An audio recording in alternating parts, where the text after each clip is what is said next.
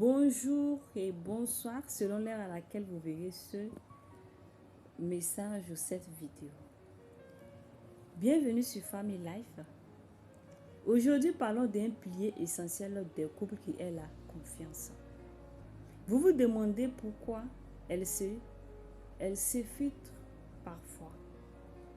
Voici 4 choses qui les détruisent souvent sans qu'on ne s'en rende compte. Alors, restez jusqu'à la fin car la dernière va vous surprendre. En première position, on a le mensonge. Mentir, même sur des petites choses, crée des fissures dans la relation. Quand on découvre la vérité, on ne sait plus à quoi croire.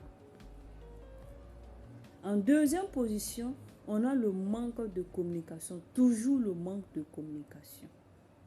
Ne pas dire ce qu'on ressent ou fuir les conversations importantes empêche la relation d'évoluer sainement. Parce qu'il y a certains, lorsqu'il y a un petit problème, ils refusent catégoriquement de s'asseoir pour discuter avec leur partenaire afin de trouver une solution. Et cela est à éviter. Même si vous êtes des personnes peu causantes, vous pouvez travailler sur vous-même afin d'améliorer la communication entre vous et votre partenaire.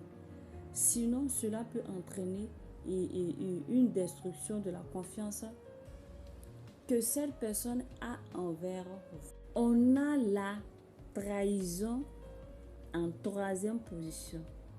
Exemple de trahison, l'infidélité. C'est une blessure profonde que cette trahison crée. Et même avec du pardon, et la confiance met du temps à revenir. Parce que c'est difficile. Et certaines blessures sont très profondes et ça ne peut pas passer automatiquement. Et accorder du temps à cette personne afin que la blessure puisse passer et vous aussi faites l'effort.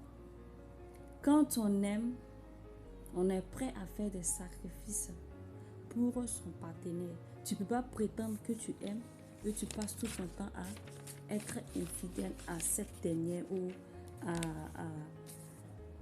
à ce dernier-là. Voilà, donc c'est difficile, mais il faut que chacun fasse un gros travail sur lui. Si vous voulez avancer sainement dans votre relation, dans votre vie, même dans vos entreprises, franchement, il y a beaucoup de travail à faire. Voilà, il y a certaines trahisons que vous pouvez éviter au maximum. Évitez-les. En quatrième position, on a le non-respect des promesses. Dire qu'on va changer ou faire quelque chose et ne jamais le faire fatigue votre partenaire et détruit la fiabilité de votre parole.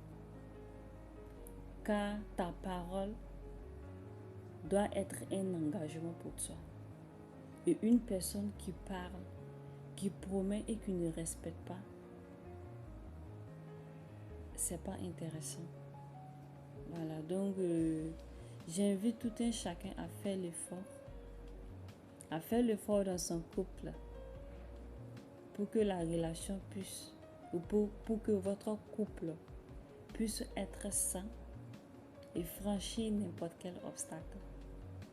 La confiance ne se gagne pas en un jour, mais elle peut se perdre en une seconde. Prenez soin de vous, de vos gestes